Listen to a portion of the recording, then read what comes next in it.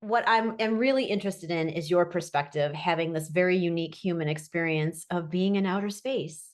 Okay. And I will share that I just taught a 13-year-old this morning. I see children. And I Yes. said, hey, I'm meeting with an astronaut. What would you like to know? If you could ask him a question. And this is his question. I wrote it down. He said, I want to know what it's like to look around and see how small you are, both physically and at a deep level. How little you matter in the grand scheme of things, but how much you feel like you can matter. That's a deep question from a 13-year-old. I know. I tell you, that is so mature. There are a lot of 53-year-olds who can't, who won't even go there. Yeah. And of course, that's a philosophical question. There's no set answer. And in asking that question, he or she, whichever one it was, they've already answered it. They've answered the question themselves. And the answer is yes, you are small when you look around. And that's what struck me about seeing the Earth from space, how small the Earth is and how fragile it looks. When we're on Earth or even in an airplane, the highest airplanes you can fly, you can only see to the horizon. But when you're in space, you see out past the horizon.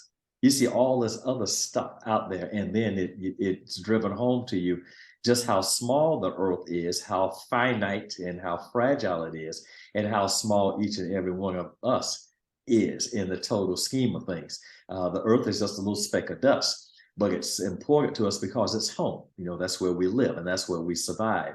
So it gave me a sense of wishing that we could do a better job of taking care of the Earth, and not so much being. I think we want to be good conservationists, good stewards of the earth. We want to keep it clean. We want to conserve. We want to take care of it, but we don't have to be nutty.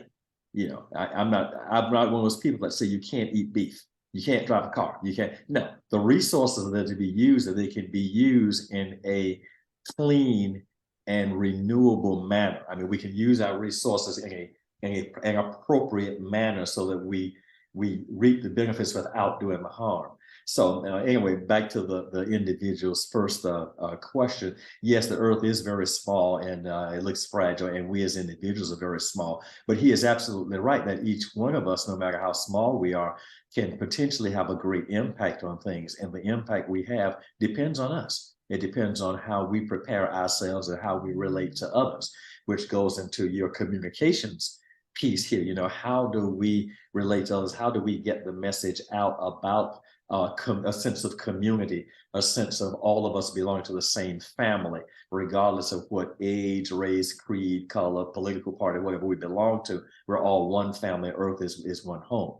How can each of us play a role in making that impact?